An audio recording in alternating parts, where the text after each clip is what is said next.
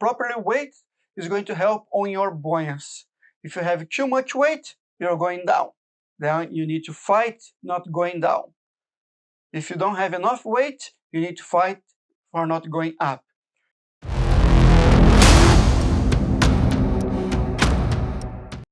So for tip number 1, go diving. As new skill, you need to practice, practice, and practice, and diving is exactly the same. So go diving. Start shallow, start in a nice environment, for example, a pool, or maybe you go to your lake or quarry, but make sure that you keep shallow and just go and dive around. As more you do, as better you become. And as soon as you get more confident, then we can start going deeper. But remain at your skill level. So you get a little better on diving, then you go a little bit deeper. Stay there for a few dives and then go a little bit deeper. So just get confident with your own skills. So for tip number 2 is buoyancy. Buoyancy is one of those skills that can improve over time, but also it can break the whole dive. If you are, for example, always fighting your buoyancy, going up or going down, it's not going to be a good dive. So make sure your buoyancy is spot on. Take time, learn how to control your buoyancy when you breathe in, breathe out, when you're swimming.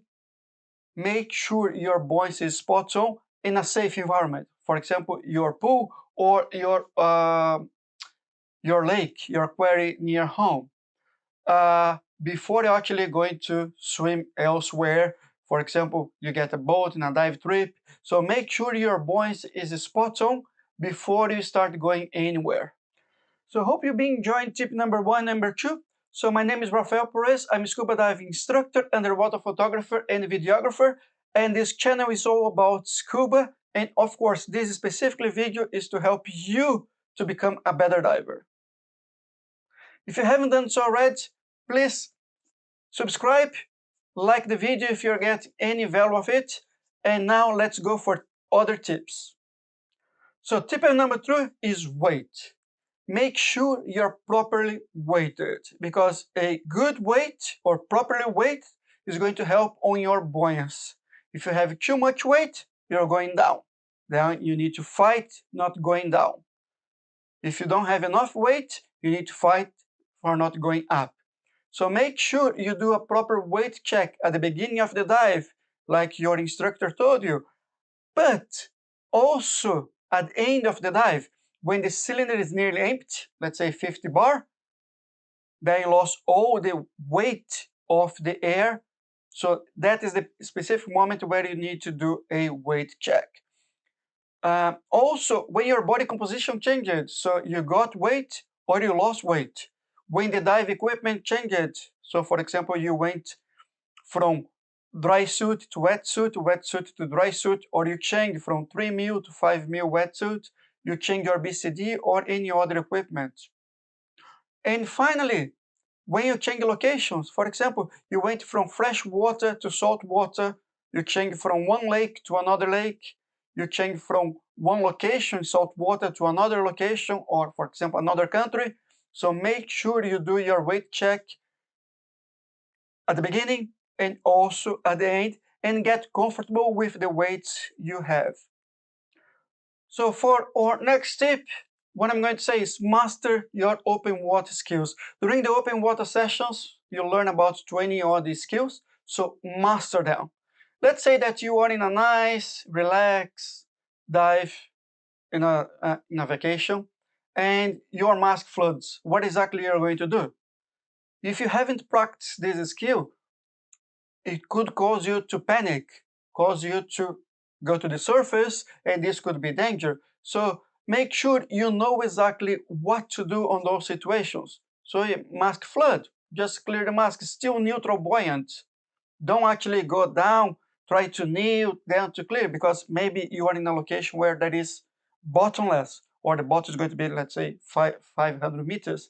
So make sure you know exactly what you're doing and how to do without your panicking, because panicking could cause the dive to go south and it could be dangerous for you. So remember, master all the skills you learn in the open water. Mask clear, your buoyancy, and everything else.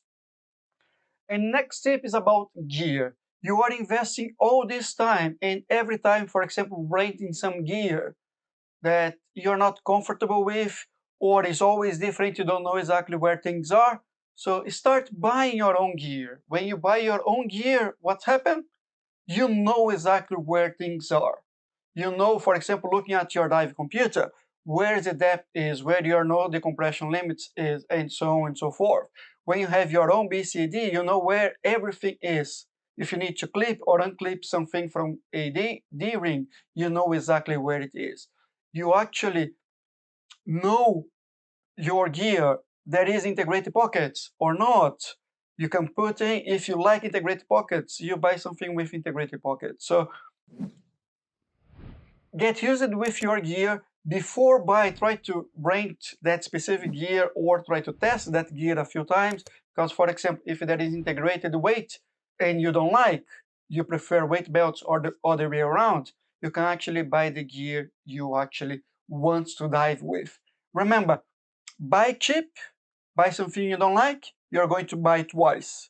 So make sure you buy the gear that's right for you, right at the dive you are doing and the dive you want to do from the beginning. And it's important to remember that to become a confident diver does take time and practice. So go out there and dive.